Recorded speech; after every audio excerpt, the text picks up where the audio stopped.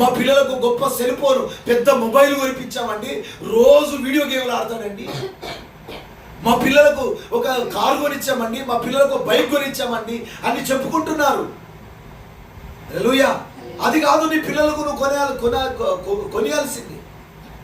నువ్వు పిల్లలకు ఇవ్వాల్సింది బంగారం కంటే, బండి కంటే, కారు కంటే, ఆస్తి పాస్తుల కంటే, గొప్ప గొప్ప స్థలముల కంటే కూడా విలువైనది భక్తి జీవితం. ఆమేన్, హల్లెలూయా. నువ్వు ఏదైనా ఇవ్వగలిగితే నీ పిల్లలకి ఏమి ఇవ్వాలంటే యేసు ప్రభుని ఇవ్వగలగాలి. హల్లెలూయా. హన్న ఏమిచ్చిందండి?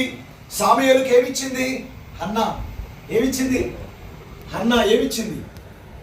ఏమిచ్చిందంటే చూడండి, సమూయేలు పుట్టంగానే మొక్కుబడి చేసుకున్నది.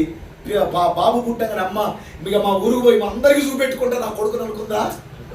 అరే నానా, ఇదిగో నా ఘనత కంటే, నా గొప్ప కంటే, నా పేరు ప్రఖ్యాతల కంటే, ఇదిగో ప్రజల కంటే, ఇదిగో నేను తీసుకున్న తీర్మానం, ఇదిగో నీవు ఆ మనుషుల మధ్యలో ఉండుట కంటే నువ్వు దేవుని సన్నిధిలో ఉండుట మేలు అని ఆ బాబుకు సమూయేలుకు ఎవరిని పరిచయం చేసిందంటే యేసు ప్రభు సన్నిధిని గిఫ్ట్గా ఇచ్చిందండి తల్లి. హల్లెలూయా. ఆ తల్లి యేసు ప్రభు సన్నిధినే గిఫ్ట్గా ఇచ్చింది.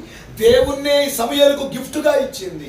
ఎక్కడిది సమూయేలుకు అంత భక్తి? చిన్నప్పటి నుంచే ఆయన పరిచయం ఏంటంటే తలుపులు వేయడం, తలుపులు తీయడం అంట. తర్వాత గొప్ప ఇశ్రాయేలుకే గొప్ప ప్రవక్తగా మారాడు. మొదటి ప్రవక్త ఇశ్రాయేల్లో గొప్ప ప్రవక్తగా మారాడు. ఎలా అంటే చూడండి, తన తల్లి నేర్పించిన భక్తి. హల్లెలూయా. సమూయేలుకు బంగారం ఇయ్యలేదు, వెండి ఇయ్యలేదు, కారు ఇయ్యలేదు, బండి ఇయ్యలేదు, రిక్షా ఇయ్యలేదు, ఎడ్డ బండి ఇయ్యలేదు. ఏమిచ్చింది? దేవుణ్ణి ఇచ్చింది. ఆమెను హల్లెలూయా. దేవుని సన్నిధినిచ్చింది. ఆమెను హల్లెలూయా. ఒక అమ్మ తల్లితో కొడుకుతో అనేదంట, అరే నాన్న నీకు మంచి గిఫ్ట్ ఇస్తారా, నీకు మంచి గిఫ్ట్ ఇస్తారా, మంచి గిఫ్ట్ ఇస్తారా అనేదంట.